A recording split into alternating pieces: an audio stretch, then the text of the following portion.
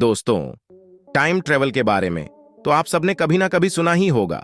बहुत सारी ऐसी मूवीज भी देखी होंगी जिनमें टाइम ट्रेवल के कॉन्सेप्ट को दिखाया गया है, जैसे Avengers end game, Interstellar, flash movie. और इनके अलावा और भी बहुत सारी मूवीज हैं जिनमें हमें टाइम ट्रेवल का कॉन्सेप्ट देखने को मिला है। इन मूवीज में फिक्शनली ये दिखाया जाता है कि हीरोज वक्त में पीछे जाते हैं और सब कुछ ठीक करके वापस आ जाते हैं, जो कि देखने में तो बहुत कूल लगता है। बट क्या यह सब सच भी होता है? यानी क्या हम वाकई में टाइम ट्रेवल कर सकते हैं? ये सवाल आपके माइंड में भी कभी ना कभी आया होगा और आपने भी कभी ना कभी यह सोचा होगा कि काश मैं वक्त में पीछे जा सकूं और मुझसे अनजाने में जो गलतियां हुई हैं उन्हें ठीक कर सकूं। यानी हम सब पास्ट में जाना चाहते हैं। तो ये तो हो गया पास्ट ट्रेवल, जबकि हम में से कुछ लोग ये भी जानना चाहते हैं कि मेरे साथ फ्यूचर में क्या होगा, क्या मैं कभी कामयाब हो पाऊंगा, क्या मैं अपने और अपनी फैमिली के सपनों को पूरा कर पाऊंगा। टाइम ट्रेवल होता भी है। ये अभी तक साइंटिफिकली प्रूफ तो नहीं हो पाया, बट बहुत से साइंटिफिक कॉन्सेप्ट ऐसे हैं जो कि इस बात की तरफ इशारा करते हैं कि हाँ, टाइम ट्रेवल पॉसिबल हो सकता है। यानी हम वक्त के साथ छेड़छाड़ कर सकते हैं और टाइम ट्रेवल भी कर सकते हैं। तो जी हाँ दोस्तों, आज की यह वीडियो टाइम ट्रेवल को स्टडी करके बनाई गई है। इस वीडियो में हम जानेंगे कि टाइम कैसे काम करता है और अगर हमें टाइम ट्रेवल करना है तो हम कैसे कर पाएंगे। तो हमेशा की तरह यह वीडियो भी काफी इंटरेस्टिंग होगा, इसलिए इसको एंड तक देखते रहना। तो दोस्तों, अगर बात करें टाइम ट्रेवल की, तो डिफरेंट साइंटिस्ट टाइम ट्रेवल के बारे में डिफरेंट राय रखते हैं, जिनमें से कुछ साइंटिस्ट के नजदीक टाइम ट्रेवल पॉसिबल है और कुछ के नजदीक नहीं है। जी हाँ दोस्तों, कुछ साइंटिस्ट का मानना है कि टाइम ट्रेवल इम्पॉसिबल है। उनके मुताबिक टाइम एक एरो की तरह है, जो कि अगर एक बार कमान से निकल जाए तो कभी घूम के वापस नहीं आता। यानी टाइम बस एक सीधी डायरेक्शन में मूव करता है। और इस बात पर यकीन रखने वाले साइंटिस्ट में न्यूटन भी थे, क्योंकि दोस्तों न्यूटन को यह लगता था कि टाइम कांस्टेंट है, यानी टाइम यूनिवर्स में हर जगह एक जैसा चलता है। फॉर एग्जाम्पल, टाइम जिस स्पीड से अर्थ पर चलता है तो यूनिवर्स में हर जगह यह इसी स्पीड से चलेगा। बट दोस्तों, टाइम ऐसे काम नहीं करता। टाइम कैसे काम करता है, यह हमें समझाया that great scientist Albert Einstein ने। आइंस्टाइन के मुताबिक हमारे जैसे लोग जो फिजिक्स पर बिलीव रखते हैं, ये जानते हैं कि पास्ट, प्रेजेंट और फ्यूचर में फर्क महज एक इल्यूजन है। दोस्तों, 1915 में आइंस्टाइन ने एक थ्योरी दी थी जिसका नाम था जनरल थ्योरी ऑफ रिलेटिविटी। यह थ्योरी हमें यह मानने पर मजबूर करती है कि yes, time travel is possible.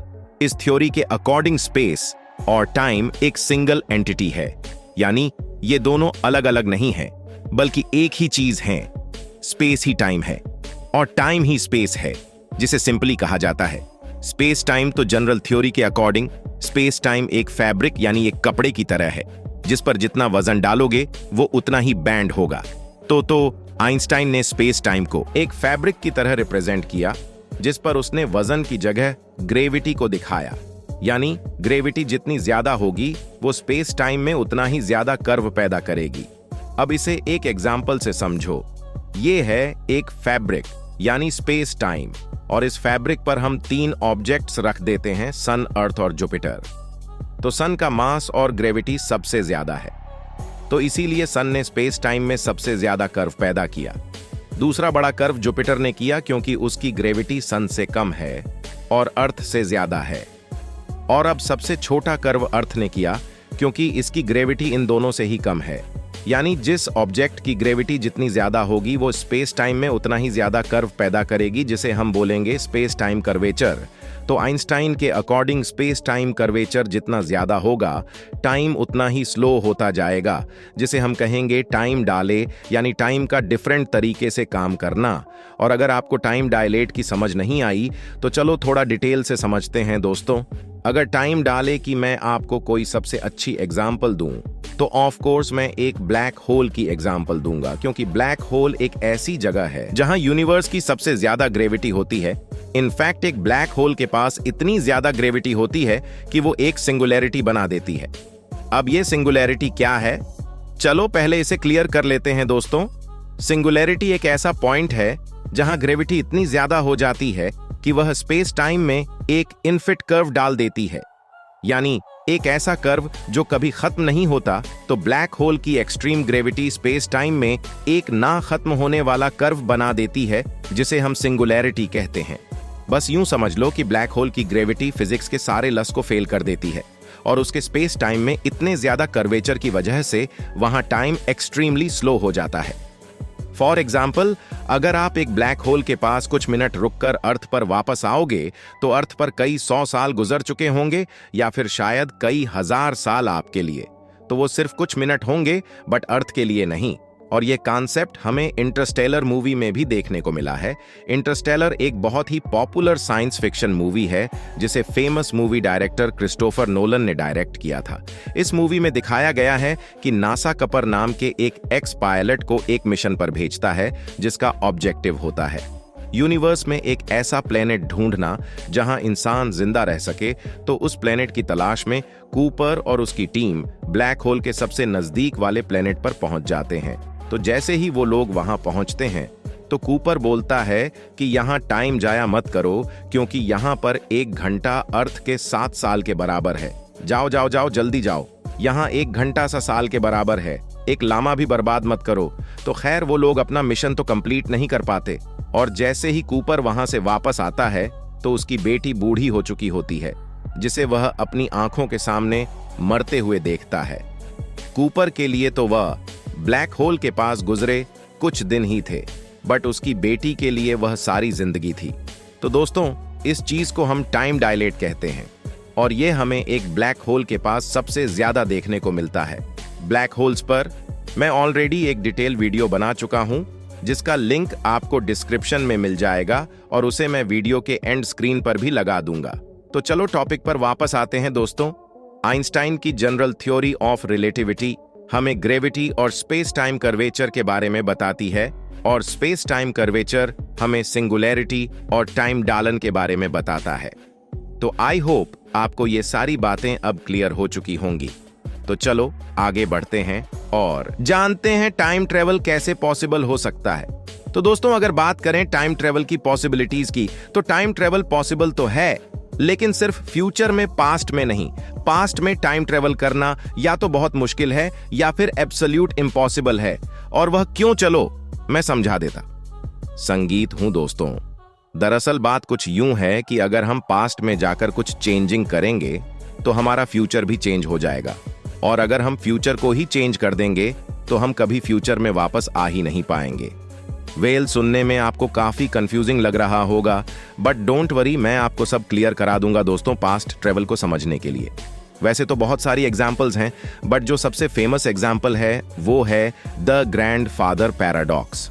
इस पैराडॉक्स के अकॉर्डिंग अगर आप वक्त में पीछे जाते हो और अपने दादा को उनकी जवानी में ही मार देते हो तो आप कभी पैदा ही नहीं होंगे और अगर आप पैदा ही नहीं हुए तो आप वक्त में पीछे कैसे गए और अगर आप वक्त में पीछे चले भी गए तो आप फ्यूचर में वापस कैसे आओगे क्योंकि फ्यूचर में तो आप होगे ही नहीं।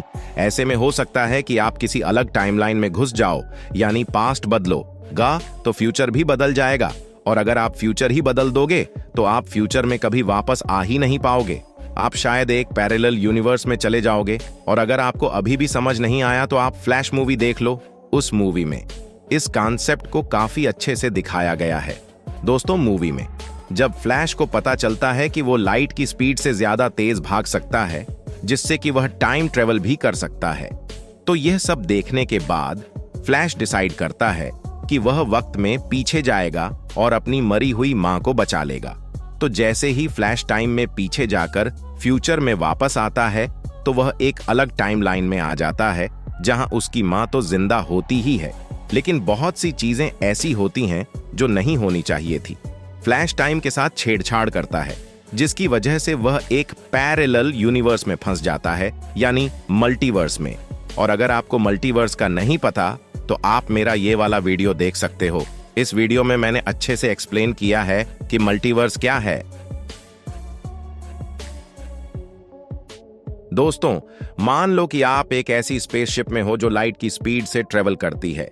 तो जब आप उस स्पेसशिप में 1 घंटा घूमकर अर्थ पर वापस आओगे तो अर्थ पर शायद कई साल गुजर चुके होंगे क्योंकि जब हम लाइट की स्पीड से मूव कर रहे होंगे तो हम टाइम को बहुत तेजी से पीछे छोड़ते जाएंगे। फॉर एग्जाम्पल, सन की लाइट को अर्थ तक पहुंचने में सिर्फ 8 मिनट लगते हैं। बट वहीं अगर कोई इंसान वॉक करते करते अर्थ से सन पर जाए तो चेयर जीईपीटी के अकॉर्डिंग उसे लगभग 3500 साल लग जाएंगे। तो अगर वह इंसान भी लाइट की स्पीड से मूव कर रहा होता तो उसे भी 8 मिनट लगते सन तक पहुंचने में, यानी वह 3500 साल के डिस्टेंस को सिर्फ 8 मिनट में ही कवर कर लेता और अपना वक्त बचाकर 3500 साल पहले ही सन पर पहुंच जाता। अब क्योंकि उसने 3500 साल का डिस्टेंस 8 मिनट में कवर किया और 8 मिनट ही लगेंगे उसे वापस आने में, यानी 3500 साल का डिस्टेंस एस वो वापस आने पर भी कवर करेगा। तो इस हिसाब से जब वो अर्थ पर वापस आएगा तो वो एक्चुअली 7000 साल बाद वापस आएगा उसके लिए, तो वो 8 और 8 16 मिनट होंगे। लेकिन अर्थ के लिए वो 3500 और 3500 यानी 7000 साल होंगे। तो इस चीज को भी हम टाइम डायलेट कहते हैं, जो कि पॉसिबल है स्पीड की वजह से। जनरल थ्योरी में टाइम लेशन ग्रेविटी की वजह से था, बट स्पेशल थ्योरी में ये स्पीड की वजह से है। यानी अगर हम स्पीड ऑफ लाइट से मूव करेंगे तो हम फ्यूचर में भी टाइम ट्रेवल कर पाएंगे। अब लाइट की स्पीड से मूव करना वैसे तो पॉसिबल नहीं है, बट अगर हुआ तो हम फ्यूचर देख पाएंगे। नंबर 2, टाइम ट्रेवल विया ग्रेविटी। दोस्तों, ग्रेविटी के जरिए भी टाइम ट्रेवल होता है, ये मैं ऑलरेडी बता चुका हूं, बट फिर भी मैं थोड़ा सा याद दिला देता हूं दोस्तों। जनरल थ्योरी ऑफ रिलेटिविटी के अकॉर्डिंग ग्रेविटी जितनी ज्यादा होगी टाइम उतना ही स्लो हो जाएगा। एंड जैसे कि मैंने बताया था कि इस यूनिवर्स की सबसे ज्यादा ग्रेविटी एक ब्लैक होल के सेंटर में होती है। ब्लैक होल के बीच वाले इस पार्ट को हम इवेंट होराइजन कहते हैं, और इवेंट होराइजन में ग्रेविटी इतनी ज्यादा होती है कि वो लाइट को भी खा जाती है। इनफैक्ट लाइट इस यूनिवर्स की सबसे फास्ट चीज है, बट ब्लैक होल की ग्रेविटी लाइट को भी नहीं छोड़ती। अब यहाँ एक कंफ्यूजन पैदा होती है कि जब ग्रेविटी लाइट को भी निगल रही है तो इट मीन्स ग्रेविटी ज्यादा फास्ट हुई। तो अगर वाकई ऐसा है, फिर हम लाइट को इस यूनिवर्स की सबसे फास्ट चीज क्यों कहते हैं, ग्रेविटी को क्यों नहीं कहते? तो दोस्तों, इस बात का जवाब आइंस्टाइन की स्पेशल थ्योरी ऑफ रिलेटिविटी में छुपा है। आइंस्टाइन के अकॉर्डिंग लाइट इस यूनिवर्स की सबसे फास्टेस्ट चीज है। और कैसे, चलो मैं समझाता हूं दोस्तों। बात यह है कि ग्रेविटी एक तो ट्रेवल नहीं कर पाती और दूसरा ये कांस्टेंट नहीं है, यानी हर जगह सेम नहीं रहती। किसी जगह पर ग्रेविटी बहुत ज्यादा होती है और किसी जगह पर बहुत कम। बट वहीं अगर लाइट को देखें तो लाइट के केस में इसका उल्टा है, यानी लाइट ट्रेवल भी कर पाती है और अपनी 3 लाख किलोमीटर पर सेकंड की स्पीड के साथ यह यूनिवर्स में हर जगह सेम रहती है, यानी लाइट बिल्कुल कांस्टेंट है। और यही वजह है कि इस यूनिवर्स की हर चीज को हम लाइट की स्पीड से मायर करते हैं। जैसे इतने लाइट ईयर्स दूर एक प्लेनेट है, इतने लाइट ईयर्स दूर एक गैलेक्सी है, वगैरह वगैरह। तो खैर, टॉपिक पर वापस आते हैं दोस्तों। एक ब्लैक होल की ग्रेविटी लाइट को भी निगल जाती है और उसकी इतनी एक्सट्रीम ग्रेविटी की वजह से वहां एक्सट्रीम टाइम डाले देखने को मिलता है। खैर, ब्लैक होल्स कई कई हजार लाइट ईयर्स दूर होते हैं, इसीलिए उन तक पहुंचना नामुमकिन है। बट फिर भी अगर हम किसी तरह एक ब्लैक होल के पास रुककर अर्थ पर वापस आ गए तो टाइम डाले की वजह से हम फ्यूचर में आएंगे। नंबर 3, टाइम ट्रेवल विया हाइबरनेशन। दोस्तों, हम हाइबरनेशन के जरिए भी टाइम ट्रेवल कर सकते हैं। अब ये हाइबरनेशन क्या होता है, चलो जान लेते हैं दोस्तों। हाइबरनेशन का एक्चुअल मीनिंग है सुकून या फिर एक गहरी नींद, जो कि बेसिकली एनिमल्स में होता है। जब ठंड बहुत ज्यादा हो जाती है तो कुछ एनिमल्स अपने आप को उस ठंड से बचाने के लिए गहरी नींद में चले जाते हैं, जिसे हाइबरनेशन कहा जाता है। हाइबरनेशन में बॉडी का टेम्परेचर बिल्कुल लो हो जाता है और बॉडी के सारे केमिकल प्रोसेस स्लो हो जाते हैं, जैसे ब्रीथिंग, ब्लड फ्लो और हार्ट बीट वगैरह वगैरह, जिसके चलते एनिमल्स को बिल्कुल भी भूख नहीं लगती और वह सर्दियों में बिना खाए पिए भी कई महीनों तक जिंदा रह लेते हैं। यानी हाइबरनेशन एक ऐसा प्रोसेस है जिससे एनिमल सर्दियों में बिना फूड और वाटर के भी सरवाइव कर पाते हैं। अब हाइबरनेशन से टाइम ट्रेवल कैसे होगा, चलो मैं समझा देता हूं दोस्तों। इंसानों की हाइबरनेशन वैसे तो अभी तक पॉसिबल नहीं हो पाई, लेकिन अगर ये हुई तो कुछ ऐसे होगी। इसके लिए बड़ी बड़ी मशीन्स बनाई जाएंगी जिसमें इंसानों को रखा जाएगा। ये मशीन्स इंसानों के मेटाबॉलिज्म को स्लो कर देंगी, जिससे इंसान भी कई सालों तक बिना खाए पिए भी जिंदा रह लेंगे। अब क्योंकि इंसानों का मेटाबॉलिज्म इस पीरियड में काफी स्लो रहेगा, तो उनकी एजिंग भी स्लो हो जाएगी, यानी उनकी उम्र धीरे धीरे गुजरेगी। तो अगर कोई इंसान 10 साल हाइबरनेशन में सोया रहेगा तो उसे बस यूं महसूस होगा कि जैसे वह 10 घंटे सो लिया, तो हाइबरनेशन में एजिंग स्लो हो जाएगी, जिसकी मदद से हम दूर दराज की गैलेक्सी में ट्रेवल कर पाएंगे। तो यह भी टाइम को स्लो करके ट्रेवल करने का एक मेथड है, जिसे हम सस्पेंडेड एनिमेशन भी कहते हैं। और मजे की बात यह है कि इस मेथड का यूज करके हम मार्स पर भी जा सकते हैं। दोस्तों, मिशन मार्स पर स्पेसएक्स कई सालों से काम कर रही है, सिर्फ यह पता लगाने के लिए कि मार्स पर इंसानों को जिंदा कैसे रखा जाए। तो अगर मार्स पर जिंदगी का आगाज होता है तो इंसानों को वहां स्पेसक्राफ्ट्स के जरिए भेजा जाएगा। खैर, नॉर्मली एक स्पेसक्राफ्ट को मार्च तक पहुंचने में 6 से 9 महीने लगते हैं, और इतने लंबे अरसे तक स्पेसक्राफ्ट्स में मौजूद लोगों के लिए फूड, वाटर और दूसरे बेस रिसोर्सेज को पूरा करना एक बहुत ही बड़ा चैलेंज है, क्योंकि इतने ज्यादा रिसोर्सेज को ट्रांसपोर्ट नहीं किया जा सकता। इसीलिए हाइबरनेशन ही एक ऐसा प्रोसेस है जिसके जरिए ह्यूमन मेटाबॉलिज्म को स्लो किया जाएगा, ताकि हमें मार्च तक पहुंचने में कोई भी दिक्कत ना आए। नंबर 4, टाइम ट्रेवल विया वर्म होल्स। दोस्तों, वर्म होल्स का कॉन्सेप्ट काफी इंटरेस्टिंग है। Worm holes actually space time में मौजूद ऐसे शॉर्टकट्स होते हैं जिनसे हम बिलियंस ऑफ लाइट ईयर्स के डिस्टेंस को भी सिर्फ कुछ ही सेकंड्स में कवर कर सकते हैं। और वो कैसे, चलो मैं समझा देता हूं दोस्तों। ये एक पेपर है और इस पर ये है पॉइंट ए और ये है पॉइंट बी। अब मान लो कि अगर आपको पॉइंट ए से पॉइंट बी पर जाना है तो आपको ये सारा डिस्टेंस कवर करना पड़ेगा, राइट? बट वहीं अगर हम इस पेपर को ही बीच से फोल्ड कर दें तो ये दोनों पॉइंट्स आपस में मिल जाएंगे और इनका डिस्टेंस बिल्कुल खत्म हो जाएगा। तो एक वर्म होल ऐसे ही काम करता है। अब इसी चीज को हम एक और एग्जाम्पल से समझते हैं। दोस्तों, ये है मिल्की वे और ये है हमारी पड़ोसी गैलेक्सी एंड्रोमेडा, जिनके बीच 2.5 मिलियन लाइट ईयर्स का डिस्टेंस है। यानी अगर हम लाइट की स्पीड से एंड्रोमेडा तक जाएंगे तो हमें वहां पहुंचने में 2.5 मिलियन साल लग जाएंगे। तो अगर हम थोड़ी देर के लिए ये मान लें कि मिल्की वे और एंड्रोमेडा के बीच एक वर्म होल बन चुका है, तो आपको क्या लगता है हमें अब एंड्रोमेडा तक जाने में कितना टाइम लगेगा? कुछ साल, कुछ महीने या फिर कुछ हफ्ते? तो इसका जवाब है सिर्फ कुछ ही सेकंड्स। जी हाँ दोस्तों, हमें मिल्की वे से एंड्रोमेडा तक पहुंचने में सिर्फ कुछ ही सेकंड्स का टाइम लगेगा, जो कि पॉसिबल होगा सिर्फ एक वर्म होल से। यानी वर्म होल स्पेस टाइम में एक ऐसा शॉर्टकट है जो कि हमारे मिलियंस ऑफ लाइट ईयर्स के डिस्टेंस को भी सिर्फ कुछ ही सेकंड्स में बदल देगा। अब मजे की बात यह है कि वर्म होल्स थ्योरेटिकल है, यानी ये है भी या नहीं, ये कोई नहीं जानता। वर्म होल्स को भी आइंस्टाइन ने प्रिडिक्ट किया था, और जो चीज आइंस्टाइन ने 1915 में प्रिडिक्ट की, तो मानो वो पत्थर पर लकीर बन चुकी, क्योंकि ब्लैक होल्स को देखने से पहले भी आइंस्टाइन हमें ब्लैक होल्स के बारे में बता चुके थे। आइंस्टाइन ने डायरेक्टली तो ब्लैक होल्स के बी बारे में नहीं बताया था, हाँ, लेकिन उन्होंने सिंगुलैरिटी के बारे में जरूर बताया था। आइंस्टाइन की जनरल थ्योरी के अकॉर्डिंग अगर ग्रेविटी बहुत ज्यादा हो जाएगी तो वो स्पेस टाइम में एक इफिनाकोनाजोले को देखने से पहले उनके होने का अंदाजा लगाया जा चुका था। तो अगर वर्म होल्स स्पेस में कहीं मौजूद हुए तो इनकी मदद से हम बिलियंस ऑफ लाइट ईयर्स के डिस्टेंस को भी सिर्फ कुछ ही सेकंड्स में कवर कर पाएंगे। दोस्तों, वर्म होल्स कॉन्सेप्ट भी हमें इंटरस्टेलर मूवी में देखने को मिला है। उस मूवी में दिखाया गया है कि नासा को सैटर्न के पास एक वर्म होल मिलता है, जिससे वो दूसरी गैलेक्सी में जाकर एक हैबिटेबल प्लेनेट की तलाश करते हैं। तो मैं आपको ये सजेस्ट करूंगा कि आप इंटरस्टेलर मूवी को एक बार खुद जरूर देखना। उस मूवी में time dilate, worm holes, black holes और इवन के 4th डायमेंशन को भी दिखाया गया है, क्योंकि मूवी के एंड में जब कूपर ब्लैक होल के अंदर गिर जाता है तो वो एक्चुअली 4th डायमेंशन में चला जाता है, जहां से फिर अब अपनी बेटी को सिग्नल भेजता है। तो अगर आप ये मूवी देखना चाहते हो तो इसका डाउनलोड लिंक मैं डिस्क्रिप्शन में डाल दूंगा, वहां से आप इसको इजीली हिंदी में डाउनलोड करके देख सकते हो।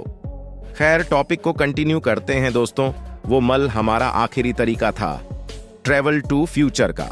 मैंने आपको फ्यूचर में ट्रेवल करने के टोटल 4 तरीके बताए हैं, जो कि अब तक पॉसिबल तो नहीं हो पाए, बट अगर हुए तो हम डेफिनेटली फ्यूचर में जा पाएंगे। साइंटिस्ट का मानना है कि भले ही हम पास्ट में नहीं जा सकते, मगर हम पास्ट में देख जरूर सकते हैं। और वह कैसे, चलो जान लेते हैं दोस्तों। जैसे कि हम जानते हैं कि डायनासोरस इस दुनिया में 200 मिलियन साल पहले रहा करते थे, तो मान लो कि एक एलियन है और वह 200 मिलियन लाइट ईयर्स दूर से अर्थ को देख रहा है। अब क्योंकि वह 200 मिलियन लाइट ईयर्स दूर बैठा है, तो उसे अर्थ आज की नहीं बल्कि 200 मिलियन साल पहले की दिखेगी, यानी उसे आज भी अर्थ पर डायनासोर्स घूमते दिखाई देंगे। और ऐसा क्यों होगा, चलो थोड़ा गहराई से समझते हैं। दोस्तों, बात यह है कि जब सूरज की रोशनी अर्थ से टकराकर रिफ्लेक्ट होती है, तो तभी अर्थ विजिबल होती है। और यह जो लाइट रिफ्लेक्ट हुई, यह हमेशा स्पेस में ट्रेवल करती रहेगी। अब 200 मिलियन लाइट ईयर्स दूर जो एलियन बैठा है, तो डेफिनेट सी बात है कि उसे अर्थ तभी विजिबल होगी जब यह लाइट उस तक पहुंचेगी, यानी 200 मिलियन साल बाद। बट अभी ये लाइट उस तक पहुंची ही नहीं और वो एडवांस टेक्नोलॉजी का यूज करके दूर से ही अर्थ को देख रहा है, तो उसे अर्थ आज की नहीं बल्कि 200 मिलियन साल पहले की दिखेगी, क्योंकि उसे वो लाइट दिख रही होगी जो 200 मिलियन साल पहले रिफ्लेक्ट हुई थी, यानी उसे आज भी डायनासोर्स का टाइम दिखेगा। तो इस चीज को हम लुक बैक टाइम कहते हैं, और यह कोई मजाक नहीं बल्कि साइंस है जिसे समझना बहुत जरूरी है। मैंने काफी अच्छे से समझाने की कोशिश की है, बट फिर भी अगर आपको कोई कंफ्यूजन हो तो आप इसके बारे में चैट जीपीटी या मेटा एआई से भी समझ सकते हैं। वेल दोस्तों, लुक बैक टाइम एक बहुत ही इंटरेस्टिंग कॉन्सेप्ट है और यही चीज हमें दिखाती है नासा की द जेम्स वेब टेलीस्कोप। दोस्तों, जेम्स वेब नासा की अब तक की सबसे पावरफुल टेलीस्कोप है और इसकी इंटरेस्टिंग बात यह है कि यह पास्ट देख सकती है। अब जेम्स वेब पास्ट कैसे देखती है, इस पर हमारी रिसर्च अभी चल रही है।